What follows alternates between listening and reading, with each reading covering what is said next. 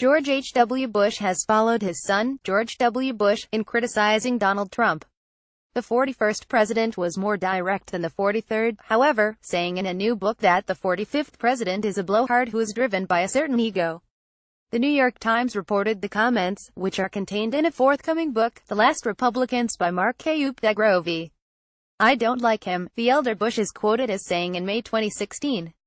"I don't know much about him, but I know he's a blowhard. And I'm not too excited about him being a leader." George W. Bush gave a speech last month which was largely seen as a coded criticism of Trump, whom he did not name. "Bullying and prejudice in our public life sets a national tone, provides permission for cruelty and bigotry, and compromises the moral education of children," the former president said. Those remarks fed into a brewing Republican civil war, prompting a scornful response from Steve Bannon, the former Trump strategist now back at the hard-right Breitbart News website and planning primary challenges against establishment figures.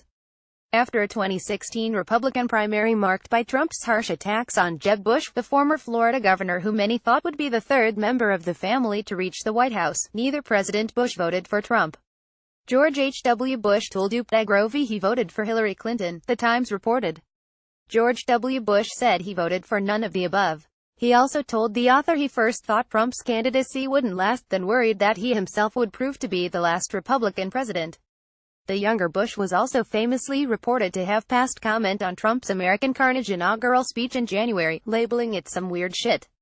Updegrove told the Times George W. Bush's values and those shared by his father and Ronald Reagan, they are very much in contrast to the values of the Republican Party today, in particular the platform that Donald Trump ran on, which is essentially protectionism and a certain xenophobia. Speaking to CNN, Updegrove said if you look at the Bush family, it makes perfect sense. Donald Trump is everything that the Bush family is not. George Bush grew up thinking about the greater good. Donald Trump is manifestly narcissistic. It's part of his brand.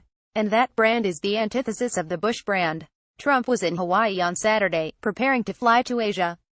He did not immediately address the Times report on Twitter. CNN quoted an unnamed White House official as saying in response to the Bush's reported remarks, if one presidential candidate can disassemble a political party, it speaks volumes about how strong a legacy its past two presidents really had.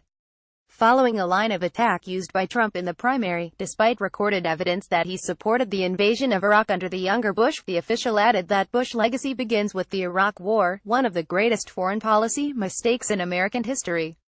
George W. Bush U.S. politics vulnerable to outright fabrication. Video though convention has it that former presidents do not pass comment on their successors' actions while in office. Trump's dramatic 10 months in the White House have produced a range of reactions among his predecessors. In a speech in Richmond, Virginia last month, Barack Obama did not mention Trump by name, but said, "Here's one thing I know, if you have to win a campaign by dividing people, you're not going to be able to govern them. You won't be able to unite them later if that's how you start." Speaking to the New York Times, Jimmy Carter was relatively restrained, saying the media have been harder on Trump than any other president, certainly that I've known about. I think they feel free to claim that Trump is mentally deranged and everything else without hesitation. Last month, the two Bushes, Carter, Bill Clinton and Obama appeared together at a concert staged in aid of hurricane relief for Texas, Florida, Puerto Rico and the U.S. Virgin Islands. Trump delivered a message by video.